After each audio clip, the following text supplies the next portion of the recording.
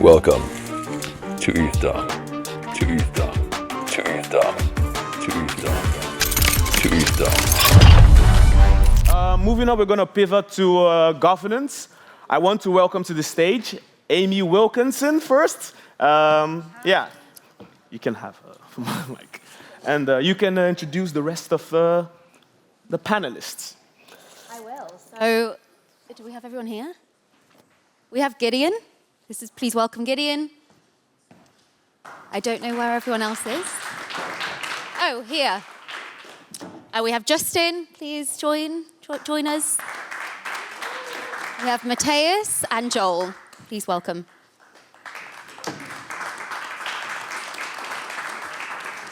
Check.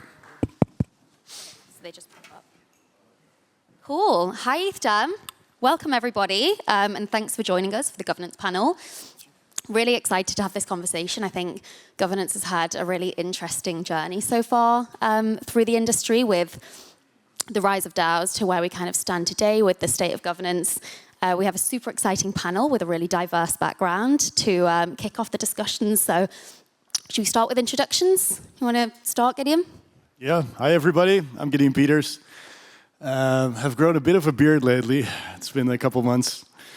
Great to be here. I've been involved in the world of changing large-scale organizations, right? So the corporate world, done a lot of consultancy work, built a consultancy around that and sold it. But I would call myself an organizational geek, and as such, I got sucked into the world of DAOs. Lived on a DAO in Austin, Texas at Cabin DAO, which just closed, by the way, regretfully. And I've since been advising both big real-world organizations as well as new initiatives on how to DAO. And I'm also part of that How to DAO movement and provide courses on how to DAO. So that's it.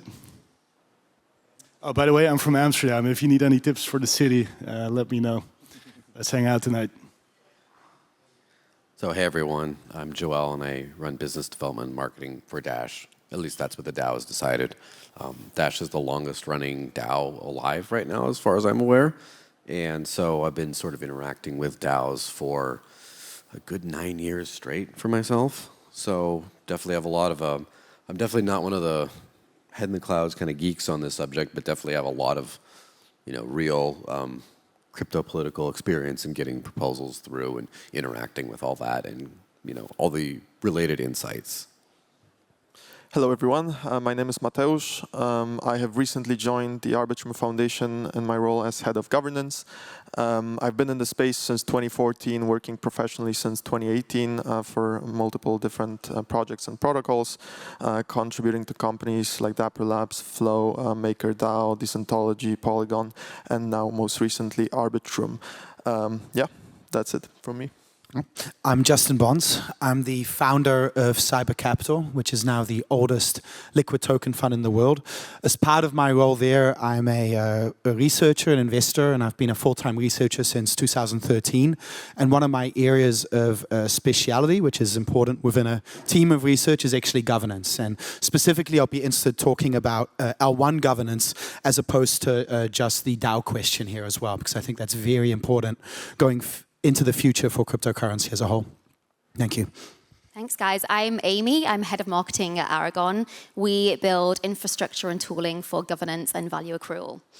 Okay, cool. Should we kick off? So I think I'm hoping we get some spicy takes today. I think governance is, a topic that is really evolving. I think especially with regulatory clarity potentially, hopefully coming. And as you say, kind of stepping out of the historical synonymity with DAOs and really getting into like more matured infrastructures. I'm curious your guys' thoughts, and maybe we can go one by one.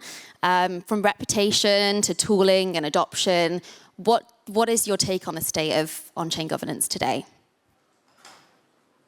Anyone, feel free. I'll take it.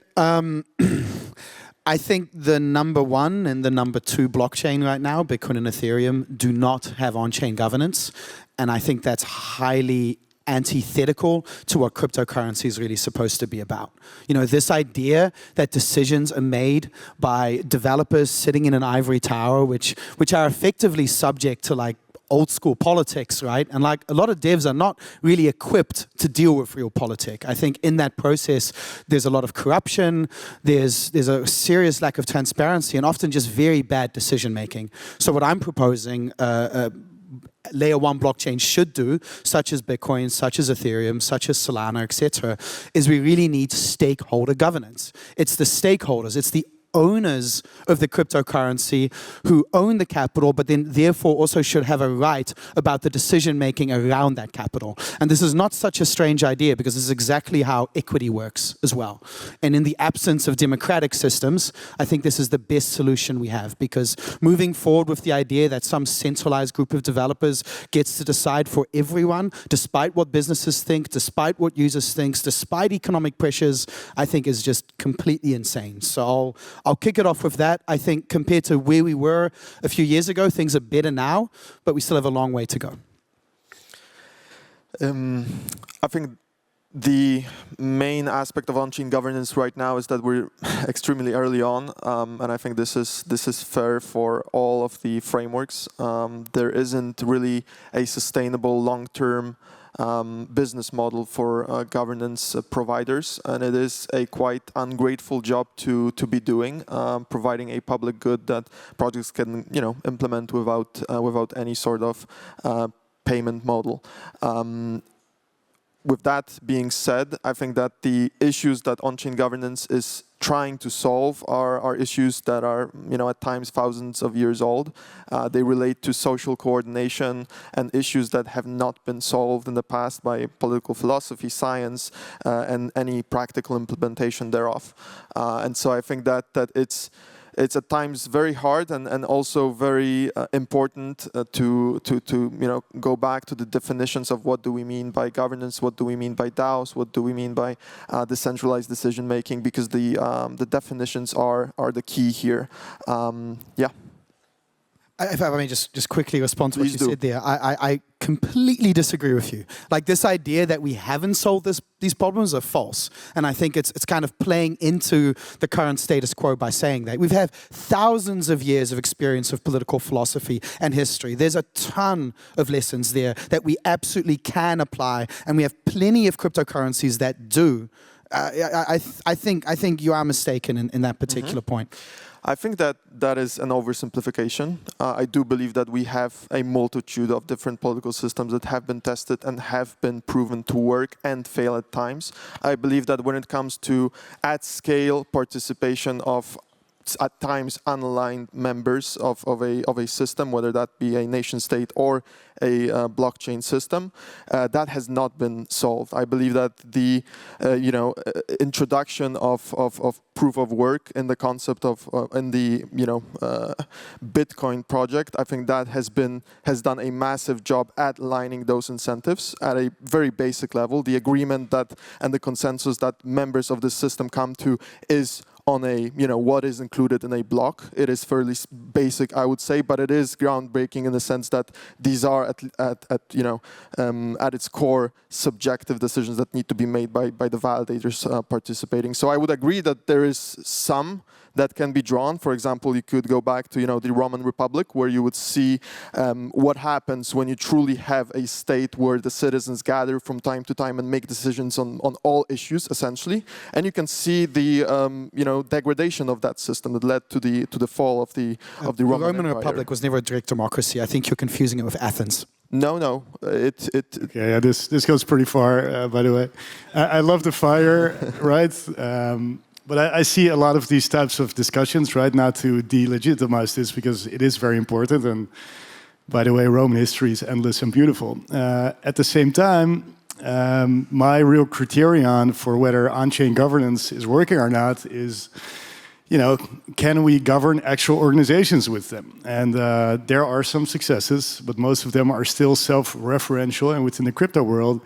And I think the only way to really validate whether we're doing something interesting here is to see whether we can go into, let's say, irregular environments, right? So when I was building a DAO with the, believe it or not, Dutch National Police, and I got actual policemen to participate in these types of governance with people they had never met before from the same organization, I knew something was cooking, right? So for me, that is a frontier, or at least an indicator that things are working, regardless of Roman history, which is also interesting.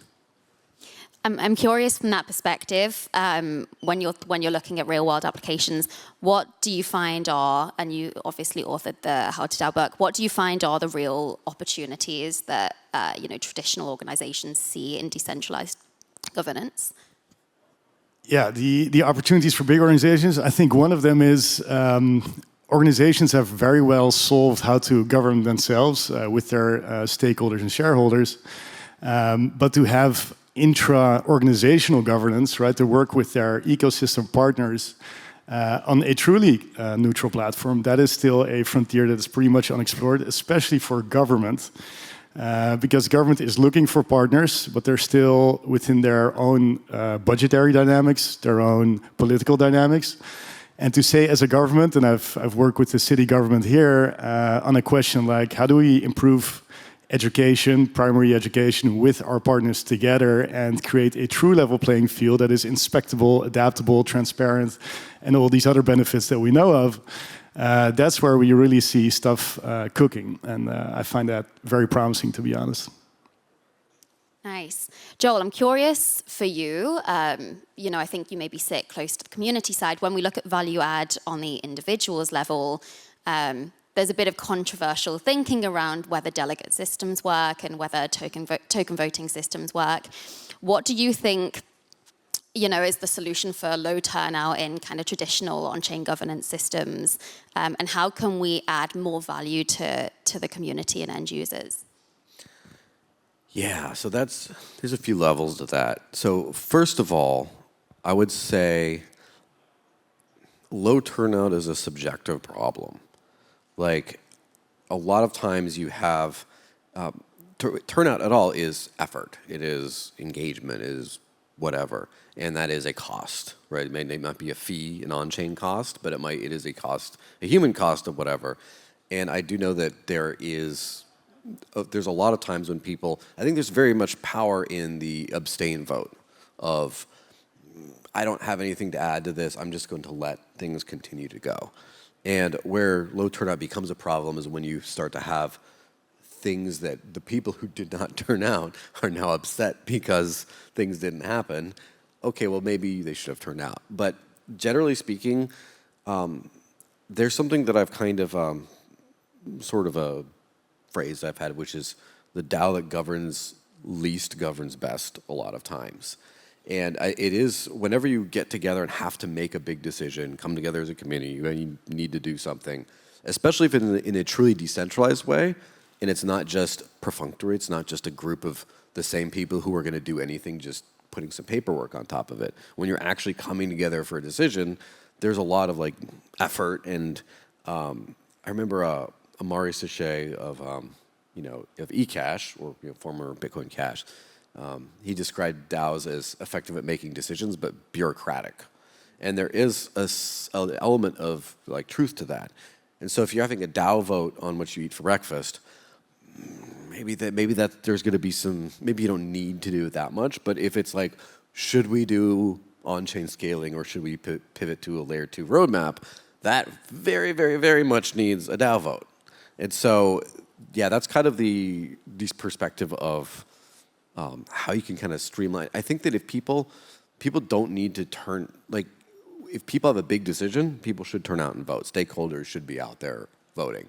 And if there's a problem with it, I think the low turnout is because, there's a lot of times an oversaturation of votes. There's too many things thrown at people, and then they're just like, I spent too much time on this damn computer, I'm going to go out and take my kids out to the park, and then they don't vote. And so at some point, I think that, yeah, you condense it to just the bigger, better, the decisions where it does make sense, and then I think you won't really see too much of a voter turnout problem. Yeah, I would actually concur with Joel on that. I'm actually not at all concerned about voter participation. If people are apathetic and uninformed, honestly, I don't actually want you to vote. Stay away from our governance system. I will echo something, and this is maybe talking about something Joel mentioned as well, and something Matthias mentioned. You mentioned Bitcoin and referred to how Bitcoin is able to order transactions, etc. And you referred to that as governance. I would actually entirely disagree with that, because what Bitcoin does in that for the instance, first time. Right, but that's consensus, right? Those are objective things that the protocol is able to determine is valid or invalid. Governance is not that at all. Governance is about far more subjective decision making. So you mentioned Bitcoin as a good example. I will actually reframe Bitcoin as a terrible example of governance and a perfect example of where governance goes wrong. Because if you look back at the Blocksize debates, no matter what you might think of your opinion of what way they should have gone, the fact remains that the majority of businesses wanted a bigger block size, the majority of users wanted a bigger block size, the majority of stake wanted a bigger block size, like the vast majority of the industry wanted a bigger block size, and the developers did their thing anyway. So this is, I think, the perfect example of like, these are just dictators. There's no feedback mechanism. They completely do not have to answer to the whims of the market. That is an extremely dysfunctional system that ultimately leads it to being completely uncompetitive. And this is why governance is also so important. Because if you end up making the wrong decisions as a blockchain, you'll end up destroying yourself effectively. And we've seen that happen time and time again. And that's why governance is so important. I mean, I'm known to be a very big advocate of scalability and a very big critic of Ethereum and Bitcoin because of the lack of scalability. But if you really think about it, the biggest problem is not scalability. It is the decision not to scale. That is the biggest problem, and that's governance. I think I'm not disagreeing with you when you say that Bitcoin governance does not work. I'm simply pointing out the fact that governance at Bitcoin does take the shape of validator consensus. And when you talk about things like the scalability debate, what it ultimately comes down to is the consensus of validators picking the canonical chain. No, I would disagree with that. I would say that is not governance. That is just a matter of a validator. Absolutely fair. And I would say that this is a matter of definitions, which is also something that I mentioned before. Not everyone is going to have the same definition, and we can, discuss them and debate them. Perhaps not the right time to do that. But going back also Maybe it is on something.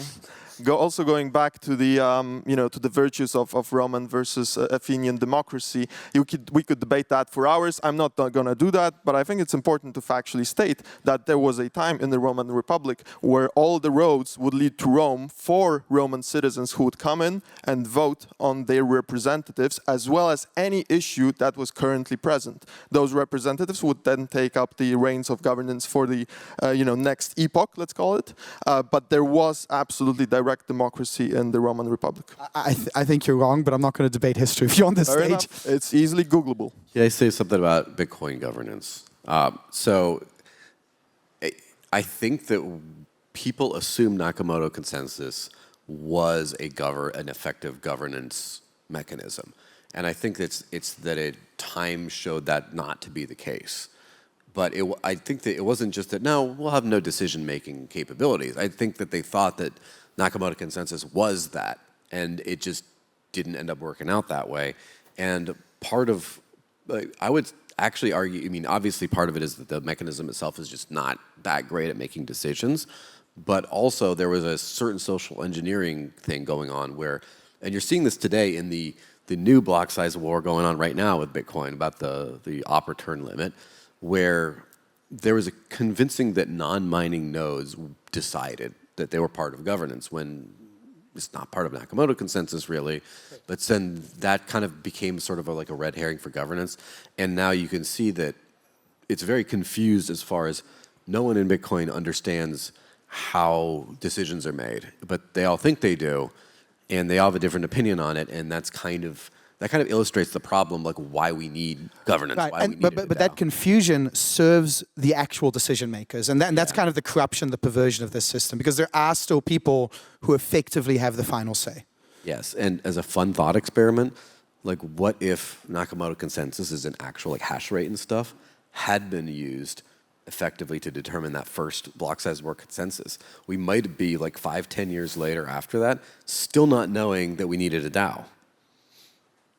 That's a very positive view of things. Like if these systems don't fail, then we never see the flaws and we just dig ourselves a deeper hole, right? Yeah, I'm with you on that. That's a positive view. That's more of a negative view of at least we have governance mechanisms that are more explicit today. Maybe that never would have happened if these ones would have failed later, maybe.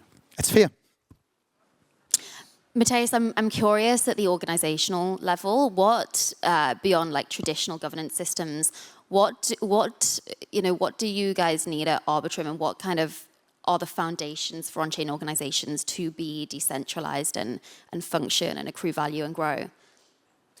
I think on-chain governance, as I said, is not solved. However, what Arbitrum has done, what is absolutely unique, is that they've launched a essentially fully decentralized system in which the token holders do hold the rights over both the treasury as well as the protocol and can execute changes to both unilaterally, which I do believe is something that not many DAOs can claim to have this type of token holder ownership, and it is something that is constantly evolving. We're not stuck in a certain point with on-chain governance. In that sense, we need to introduce new theories into the system, new models, as well as new tools for that governance to keep evolving. So, Matthias, can I ask you a question? What are, let's say, indicators and metrics for you to know whether your governance process and the engagement of the community is going in the right direction? That's a very fair question. I think that there is a multitude, and some of those definitely include the number as well as the diversity of stakeholders. I believe that a well-distributed token holder and stakeholder set is critical to the long-term functioning of an on-chain governance system. I think that some of the troubles with voter apathy is another thing that we tend to measure and see how the system is performing and adapt to it. I think that was also said that you do need to take the system as it is and not think of it in an idealistic way. At least if you're practicing governance, let's call it that. And so I would say that these are some of the metrics that we use. And to Arbitrum's credit, they actually honor the decisions of their stakeholders, unlike Optimism, right? I'm not going to, criticize Optimism from this stage. It was easier for me to do that, so I did it for you. Please do, yeah. But yes, like I think the system does function in a way that it was intended to function. Nice. We have just under 10 minutes left, and I want to give some time for questions at the end. One thing I'd like to pick your guys' brains on, we're seeing an acceleration in regulatory developments in the US, obviously. What do you guys think regulatory changes will, what kind of impact do you think they will have on governance and on-chain organizations and how they operate and kind of build their roadmap moving forward?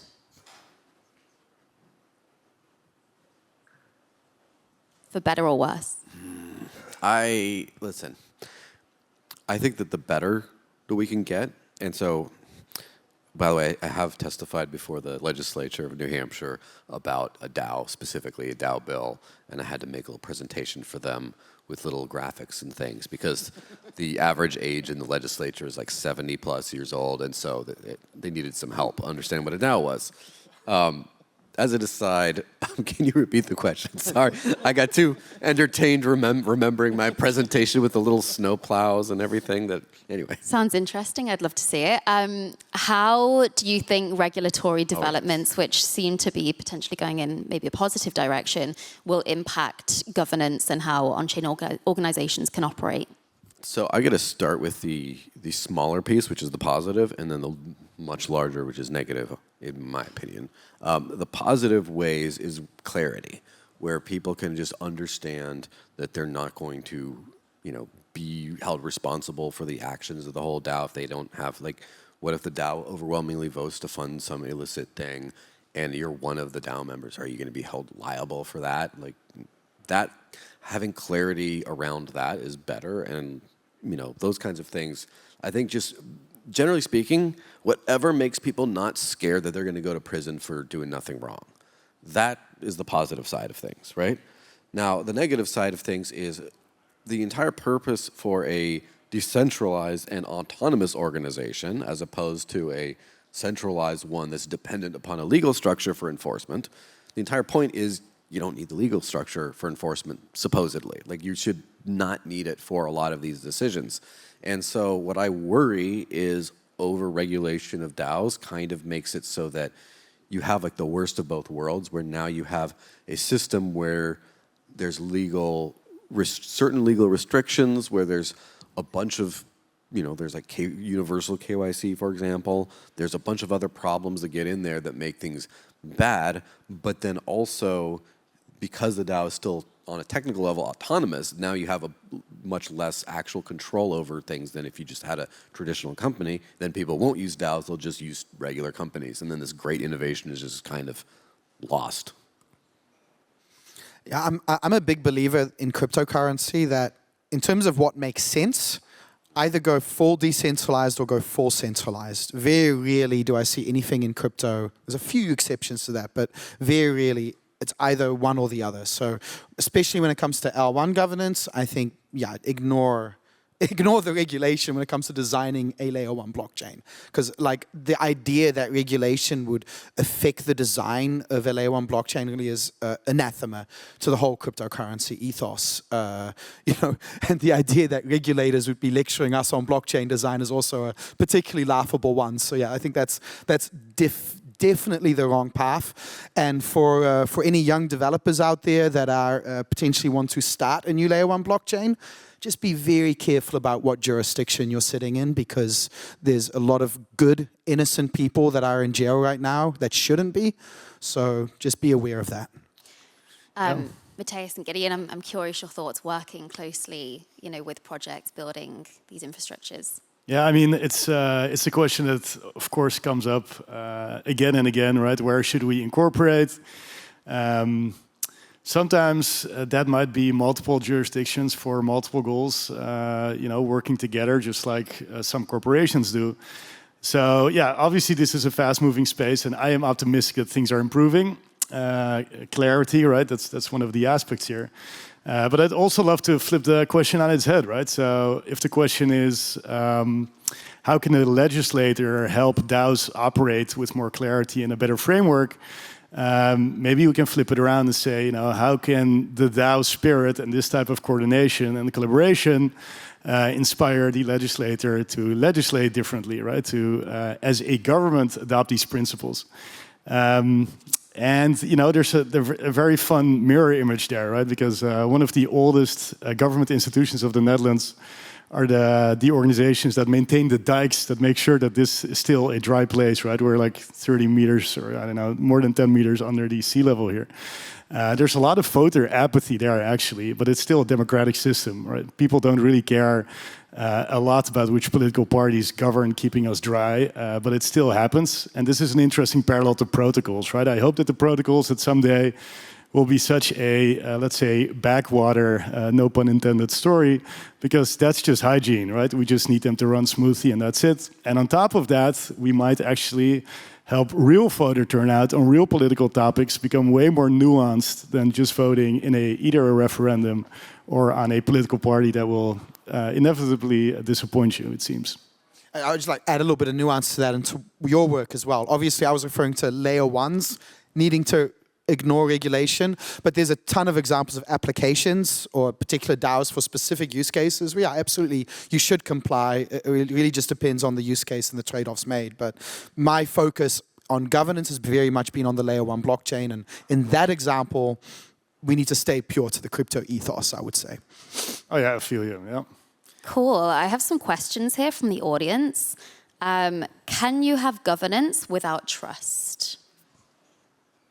Yes, I think the whole point of a blockchain is to have a predictable system with rules that that doesn't require trust in other institutions or people.